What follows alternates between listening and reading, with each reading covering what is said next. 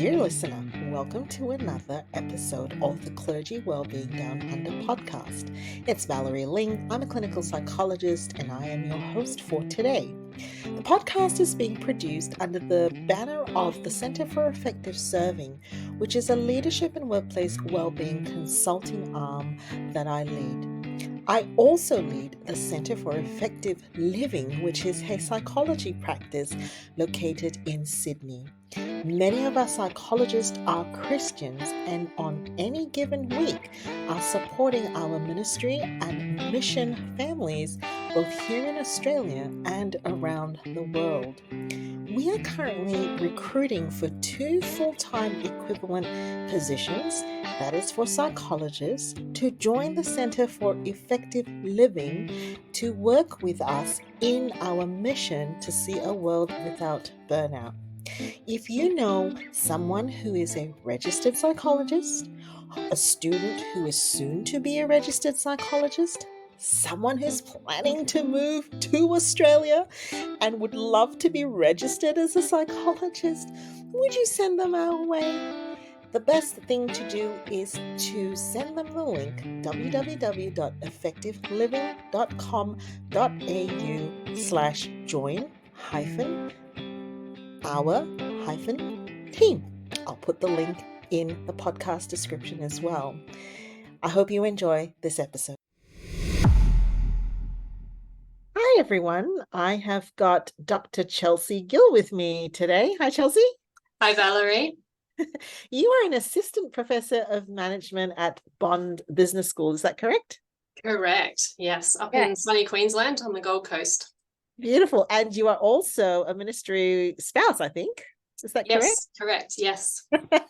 So you're a wonderful person to chat with today. And you and I connected because you had reached out to connect with your own research, which is very interesting in terms of retreats and some of the practices that pastors can put into place for their own well-being. So what motivated that, Chelsea? Good question. Many people ask me that because it is a very niche topic that not everyone is interested in. Being married to a clergyman, as you mentioned, I experienced firsthand the joys and the tough times of ministry life. And I was well aware that every denomination offers retreats for their clergy on an annual basis. And often these are strongly encouraged, if not mandated. And because I was already in the academic sector and teaching in higher education, I very much value research and evidence-based practice.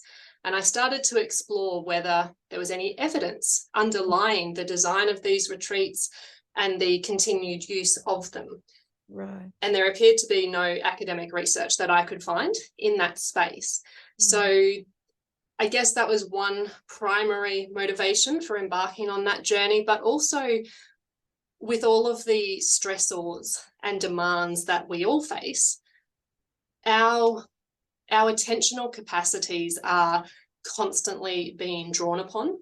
And that is more uniquely experienced by ministers because of their clergy context.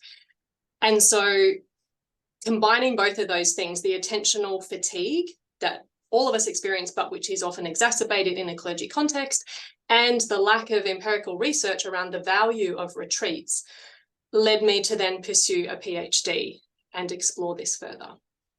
Okay. And how did you define what a retreat is? In my research, I was specifically looking within the Christian context and framework. And a retreat, for my purposes, was a time that consisted of at least 3 days away from the normal place of residence. So it had to be offsite and a continual 3 days or more that was purposely designed for clergy. And the retreats, there's a breadth of types of retreats. So predominantly it was a minimum of 3 days away from your traditional space, to put it bluntly. Okay. But within the retreats, there were educational retreats or restorative retreats. That was how I classified the different retreats. So some denominations within Australia they all use the term retreats in general, but for my purposes, I then classified educational retreats as retreats where there was a more structured program and there were input sessions. So there were some teaching sessions or some topical topics that would be presented by a speaker and then potentially discussed, as opposed to reflective retreats, which were much more unstructured. There was less of a program. Within the reflective retreats, though, some were completely silent and no speaking was allowed. Other retreats I classified as non-silent reflective retreats, and those retreats had to have at least 3 hours of silence per day in order to be classed as a reflective retreat. Okay. So I'm looking at your infographic here, which we will link with the podcast. And so you've got on the one hand all of the stresses that have been well documented for ministry. And then you've got prolonged mental effort and mental fatigue that goes to diminished cognitive capacity. Is that like the jobs, demands, resources type of pathway, or is it a little bit different? It's got to do with attention, maybe? Attention restoration theory was my underpinning framework. And so it posits that we are all using our attentional capacities daily, and our attentional capacities are of a finite resource. They shrink. Because we are constantly focusing attention, it's almost an endangered resource, because whether it's at work or at home, we are constantly being forced to focus our attention. So attention restoration theory, it claims that mental fatigue is actually caused by our attentional capacity being drained. So it's a cognitive theory. It comes from environmental psychology. And although previous research has looked at wellbeing strategies or emotional strategies for clergy, there was nothing in the cognitive space. So this is trying to understand, well, how does our attentional capacities work and what can we do to restore them? According to the framework, which Rachel and Stephen Kaplan coined in about the late 1980s. So there's been a lot of empirical research over the last 3 decades that have validated this across numerous contexts. But they suggest that attention can be subdivided into 2 parts. We have involuntary attention and we have directed attention. So involuntary attention is where we are just effortlessly fascinated by something. You know, when you walk down the beach or you walk outside and you see a beautiful tree or a bird, your mind is just drawn to the beauty, and it's so easy for you to focus attention on that. It's a positive thing. Contrast that with voluntary or directed attention. That's what we do when we're at work and not enjoying a task, or where we're having to do things. And the more we use directed attention, the more fatigued we become. If we can engage the involuntary attentional capacities more often, the theory argues that we will have improved cognitive capacity rather than diminished cognitive capacity. So by spending time in a restorative environment, hopefully we start to feel much better. And according to the theory, there's different characteristics of a restorative environment, and there's different benefits of restorative environments. So that was the framework that then shaped my research. Do you think that clergy have more attentional demands, or is it a leadership thing, or right now in society? What do you think? I think it's a society-wide phenomenon that's going on, but with the clergy, the unique aspect here is the interface between those work-related stressors and the boundary-related stressors relating to the homework interface, which is very difficult to separate. They can't just go home and switch off like many people can from the workplace, because of the nature of the 24/7 demands. That when a crisis happens with someone in your parish, you can't say, oh, sorry, I'm not working tonight, it's my day off. If there's been a tragedy, you respond. So I think the constant demands on clergy attention really exacerbate this issue. So from I'm thinking sort of in multiple spaces now. Firstly, thinking about how very short our attentions are all being impacted. Everything around our environment grabs our attention. You know, any business marketing program I've attended has told me that the new currency is not time, it's attention. Yes. You know, whoever can grab someone's attention, you try to hold them, and then all the algorithms get that. I think people are used to sound bites as well. People get impatient, so they want you to move on.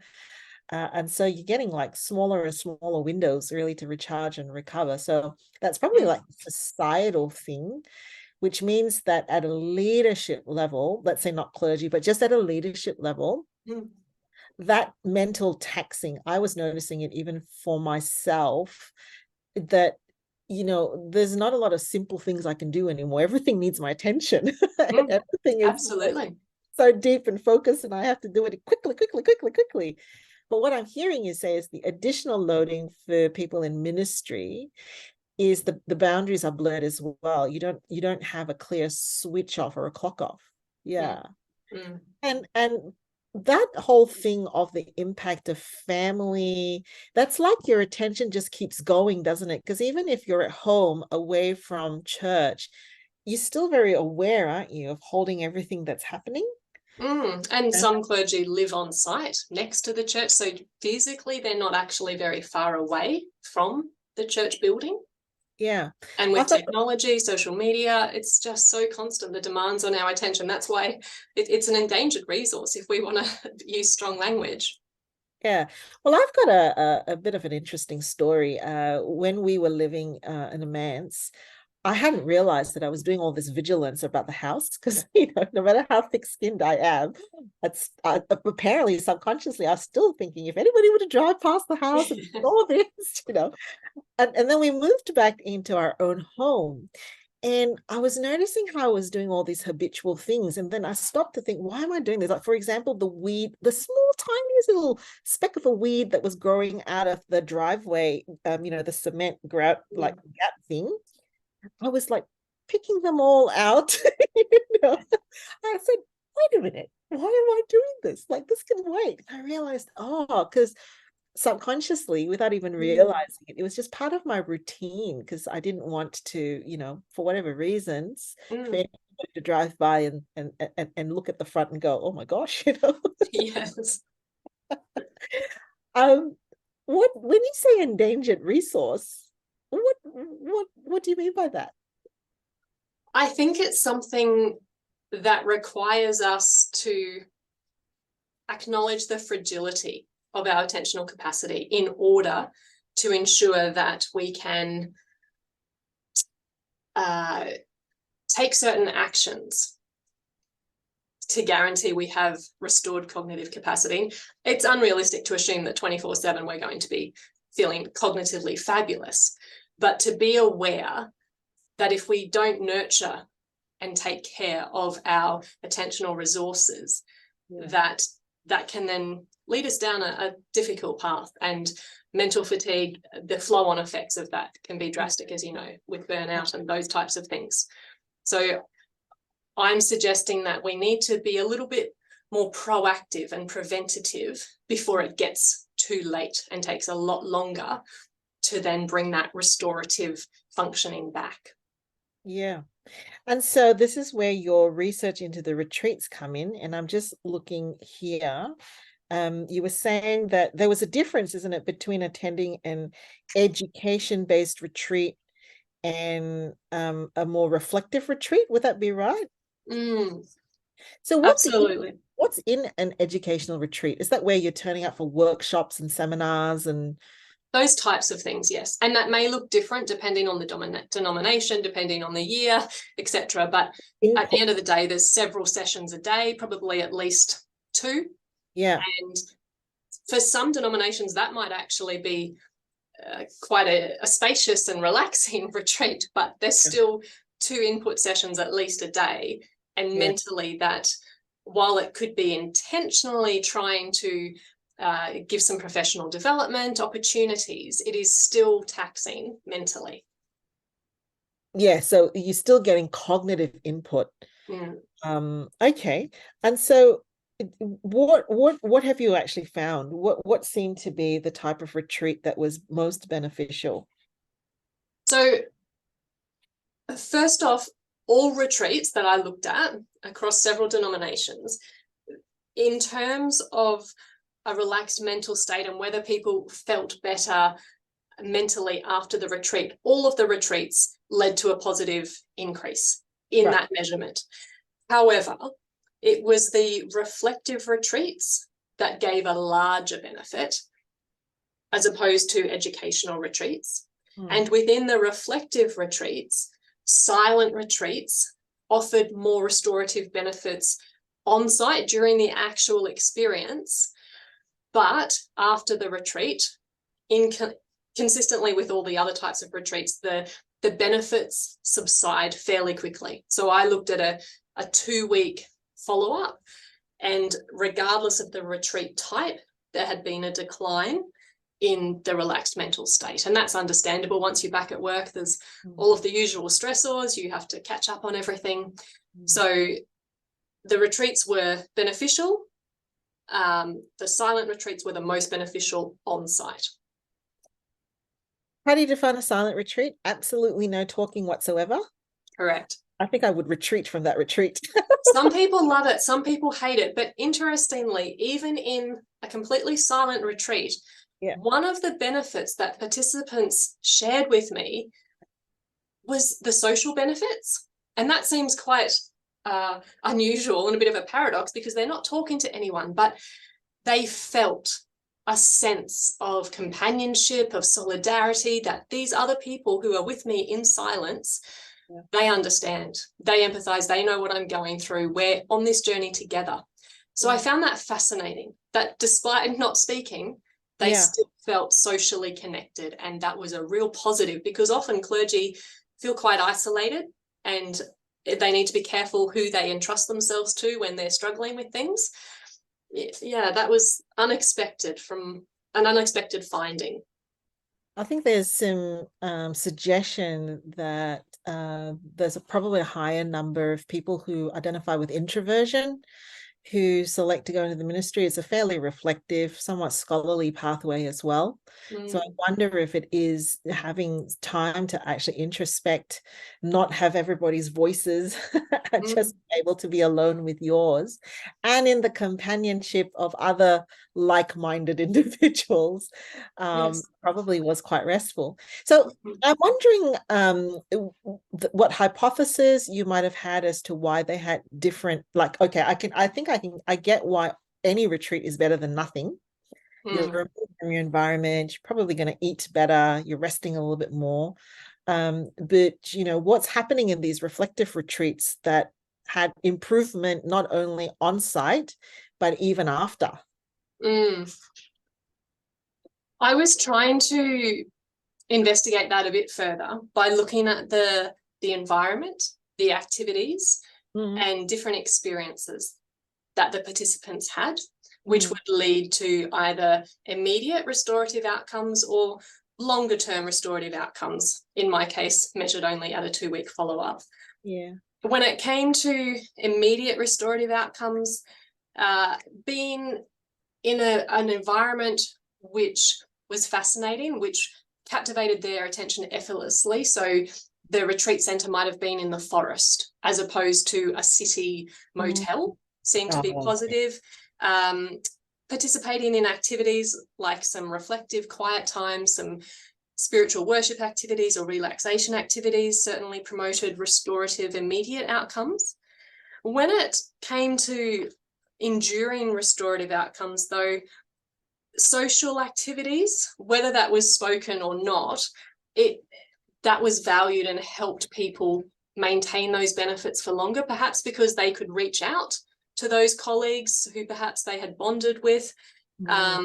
Injury and restorative outcomes were promoted by some sort of professional development activity that happened on retreat, which may or may not have been completely structured. They still may have engaged in some personal growth through their spiritual reflections that were done privately, for example. But across all retreat types, certainly the fact that they were mentally away from their normal environment, that they participated in activities, and that they did not engage with technology. Right. That was a big plus. A Yeah. few participants did almost with a sense of guilt admit to me that they were checking their phones and their emails because they were dealing with crises. One person shared with me that there was a couple of funerals that had to be organised, or the need for them arose while they were on retreat, and they did not feel comfortable or that it was appropriate to ignore that need. This is the midpoint break for the podcast. If you want to put a pause and walk away and come back to it, make sure you do check out the description for all the various downloads that we have for you, including my full report, research, and reflections. You might also want to remember to like, share, and subscribe. So stop now or keep going. Yeah. So it's hard. I mean, in this day and age, to not check emails or your phone for 3 days, some people feel completely vulnerable and naked not doing that. But there are benefits when we are able to do that.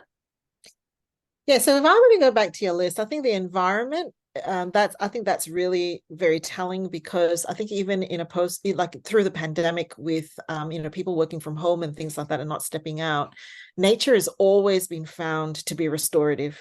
Yes. I think it just uses a different part of our brain. It's a more sensory orientated, a more grounded experience. So that makes sense to me.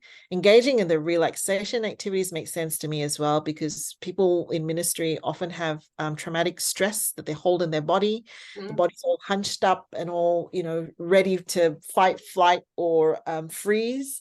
That makes I think the social is interesting. So we had another podcast episode with Megan, who's with the Baptist Church. And, we were talking about loneliness and, that when you actually have camaraderie, a sense of we're doing it together, you don't have to be talking shop. You don't have to be talking about any deeper, meaningful things, but just a sense that, we're at it together. We're friends. That makes sense to me. And the relationships clergy have within their church, pastoral relationships compared to friendships, that's an added dynamic that's quite different from other professions. And it has a heavy attentional. It never switches off, because I can discharge a client after 15, 20 sessions, or I can go home, but you never do that with your ministry with your parish. They're always on your mind and on your heart, right? The no tech thing makes sense to me as well. I think so long as you're connected online, you just have an awareness that things are going on, and then a sense that you've got to check in.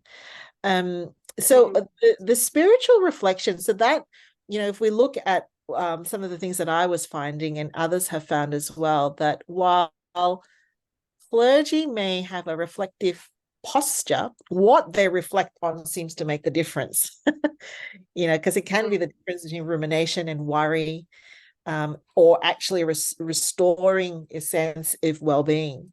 So I think that's interesting. And the attention restoration theory, the underpinning framework I've used, the 4 steps of the restorative process that emerge from spending time in a natural environment, a restorative environment, are fairly straightforward, and they make sense. Hey, so at this point in the podcast, I've had to edit and add something in because I got carried away and didn't actually let Chelsea, I think, finish what her 4 steps to a restorative process is during a retreat. So here it is. Number 1, clearing the mind. And she's got an example here from a participant that says, it takes a while just to calm down. You're rushing for all this time, and then all of a sudden you stop. You've got to get rid of all that excess adrenaline and just breathe, and that takes at least 24 hours. Number 2, recovery of directed attention. And the example is there's a strong sense of reality without static, not the noise going on, and the pace that I'm going at slows down, and a certain clarity of where I've come from and where I'm going. But there's a sense that I'm able to move forward easier because I've left the past behind. Then there's a step 3, reflecting on immediate problems. And the example, because it was a different situation to the normal environment I'm in, I didn't need to reflect on the things of business. I could reflect on the things of God, and it took primary place. And step number 4, reflecting on priorities and the future. And the example, it's really about coming back to base all the time. I see a retreat as being a chance to get recentered and to look at strategies for when you're back to keep that more in place where it's fallen away over the past 12 months for this or that reason.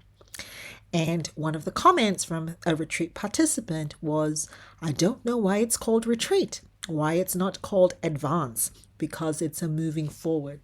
So do check out the downloads in the description of the podcast, and you will actually be able to get Chelsea's full infographic and how to do a retreat based on her research.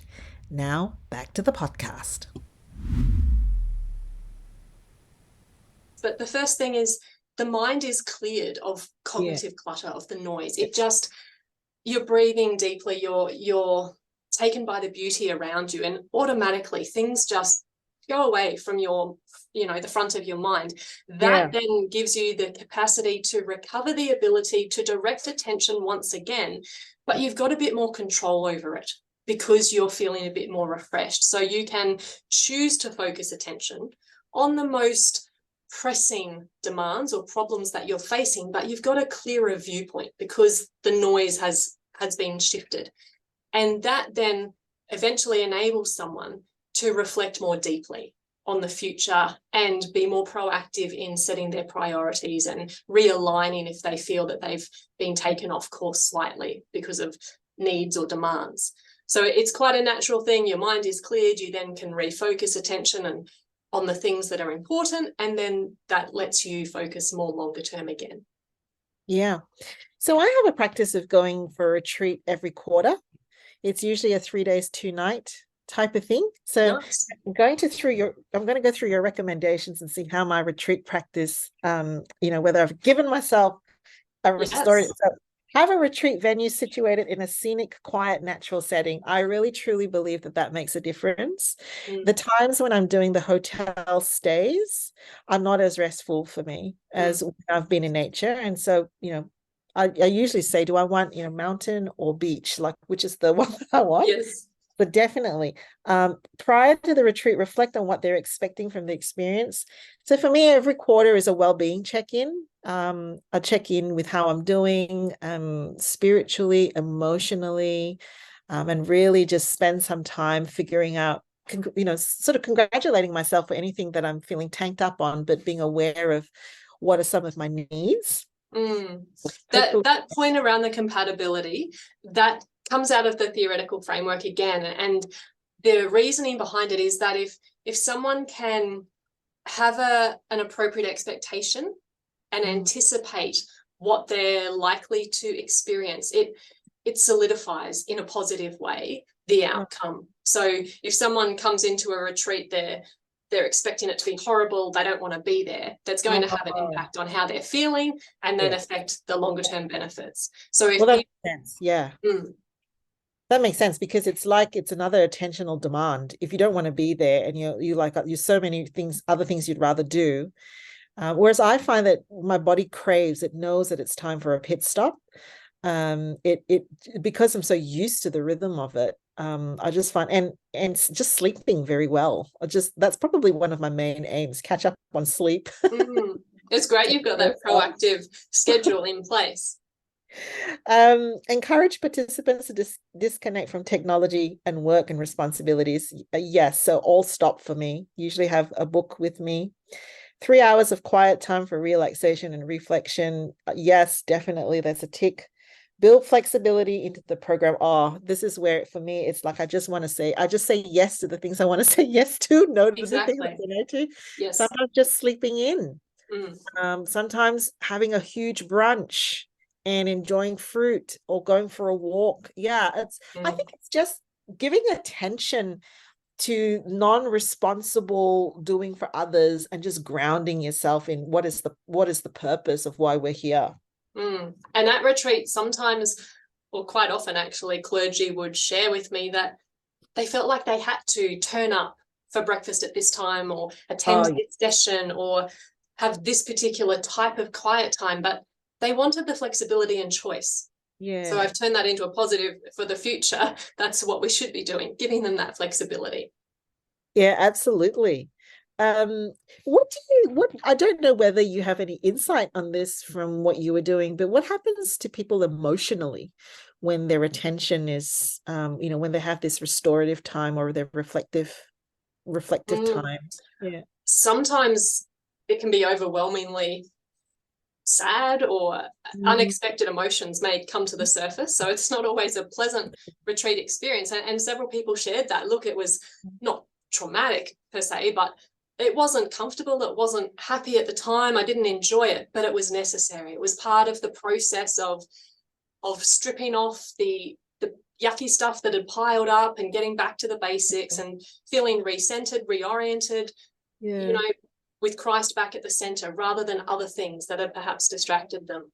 Yeah. Yeah. I know of some friends who have been on retreats where it was a time where everything just spilled out, the grief, the loss came out. So Mm, it can also feel like a very uncontained space if you mm, don't know where to go. And I think that's where your emotions give you an indication, a signal, right? And if you don't take time to retreat and reflect, you won't know what's been held up there. mm, Part, I think, of the well-being processes that I think are really important is that you do have someone to go to, someone to call, someone to talk it through, someone to process that material once it comes up, not bury it all back in again yes, and try to exactly. have a successful retreat. Yes. And if we're not looking after ourselves as clergy looking after themselves, how can they be at their best to help others just so constantly? That they need to take time to self-care. And it's not a bad thing. It's not a selfish thing to do. It's a necessary thing. Yeah.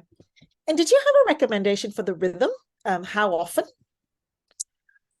I would suggest at least annually, which is the Yeah. norm for most denominations. But I think at a personal level, clergy can be proactive and take initiative to have more frequent restorative experiences, and that could occur on a daily basis, a micro restorative experience. There's plenty of scientific literature that talks about the value of having a window with some nice views or some greenery, or having a fresh plant in the office just to captivate your attention. Even for 5 or 10 seconds, it does improve your attentional capacity. So on a daily basis, being able to go for a walk or whatever it is that is compatible with someone's preferences, that's in nature or that connects them with nature, is a positive. Also on a weekly basis, whether it's a formal Sabbath taking, if you like, or if it's less spiritual and just taking time out to be with friends or to do nothing, that's a real positive. So I think micro restorative experiences on a daily, a weekly, a monthly basis are good rhythms to get into, but then a longer term 3, 5, 7 day annual retreat would be a good idea if possible, if the retreat is purposely designed and compatible with what the person is looking for, that they're not feeling forced, that they're not feeling uncomfortable with the format. I think that's crucial to distinguish between that. Having a retreat that the person hates, that they don't want to be there, that they strongly disagree with, that is not helpful.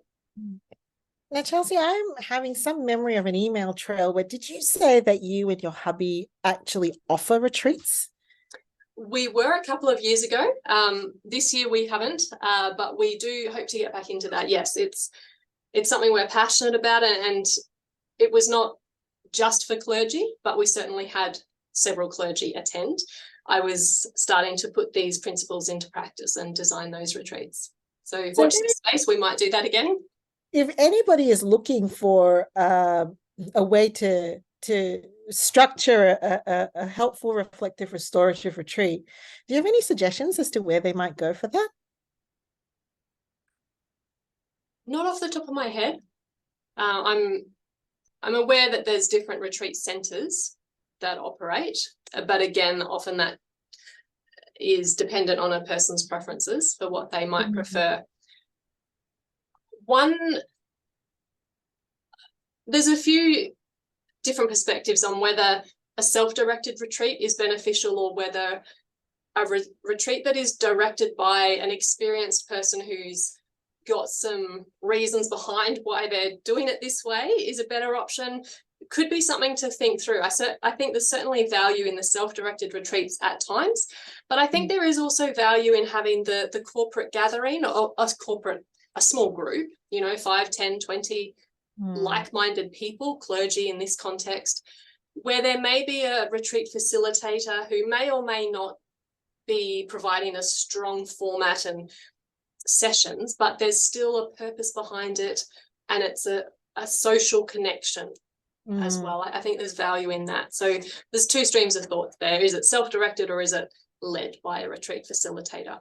Yeah, and I suspect maybe one is related to another. So if you have never done this before, self-directed, you might be at a loss. Whereas you might want to attend something that's led and then have some exposure to that and figure out what are some of the things that, really gave you the rest, and then you can put together some things for yourself. Yeah.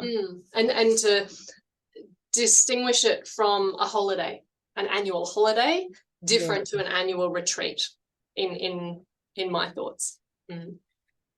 Yeah, absolutely. So if there was a minister listening in to us today, what's one thing you would love for them to take away from our chat today? Take time to engage in restorative experiences. Find out what nurtures you, not just that you feel good, but at a cognitive level, what helps you regain the capacity to think more clearly, to focus on things, and to think longer term, not just immediately reacting to the situational demands. That's not a healthy state to stay in. What can you do to regain the fuller cognitive capacity to give you that broader, longer term perspective, which obviously then helps you be more effective in the day-to-day living? Yeah. And it's not just more caffeine. Certainly not. And if there was a church that was listening to us, because some people have gotten, their pastoral care committee subscribed to the podcast, or even parish council, what might you like them to consider for their ministry team? I would love to see more research done in this space. So if there are church groups or pastoral care committees, those kinds of cohorts that are interested in this space, I think it would be useful to connect, to collaborate, to dialogue, and to learn from best practice, rather than all of us struggling and fumbling our way through, and some things work, some things don't. Let's have a conversation. Let's help each other. Let's draw on the research. And sometimes I worry that in church zones, we don't draw on best practice principles from academic literature, management research, scientific research. I'm not saying it's always wonderful that we should do that, but I think we need some more cross-pollination of that, because there is plenty of high quality, grounded research that gives us frameworks through which we can interpret reality and what's going on. Like this research that I've done, for example, it was empirically based. There was validated measures that I used. There was research methodology that I embarked on, so that we could move beyond just the feelings and our own subjectivities and try to understand at a richer level what's going on. because then we can all learn from that and we can all benefit and we're the richer for it. So I'd love to see more collaboration, more connections, but more research being done in this space. Burnout, wellbeing, it's highly topical in the academic world right now for research. And retreats are still the poor cousin. I think it will become more prominent in coming years as we all become more centered about wellbeing, and HR officers, it's the new trend, wellbeing focuses, but where's the empirical research? And it would be wonderful if, as a church at large, we can engage and partner with that space as well. Yeah, I'm having these really interesting thoughts. I don't mean to minimize what you said, but I think it is quite interesting to, if we did actually take an interest in, doing some surveys, sort of pre, mid, post, we might find out some information that it might also be unique to our particular context, perhaps, or a particular church context. Feedback is always so important, I think. Absolutely, and I'm not sure that it's something we usually do well in a church because it is complain well. hard. Yeah. My podcast, and I can say this. Yeah. We complain very well. I don't know that we know how to give feedback. Well, and let's celebrate what we do well, but let's have proper data and proper analysis to support our conclusions so that we are engaging our brain in that process and not just basing it all on feeling. Yeah. Perfect. Thank you so much for your time, Chelsea. I've really enjoyed chatting with you. And I am looking forward to not only airing this episode, but also putting the link to your information. So helpful about what to consider when you're actually having a retreat. So thank you so much for chatting with me. Thank you, Valerie, and happy to chat with anyone who's interested in learning more about retreats. Thanks for your time. Thanks for listening to the podcast. If you liked what you heard and you think others should hear it too, don't forget to like, share, and subscribe. Catch you later.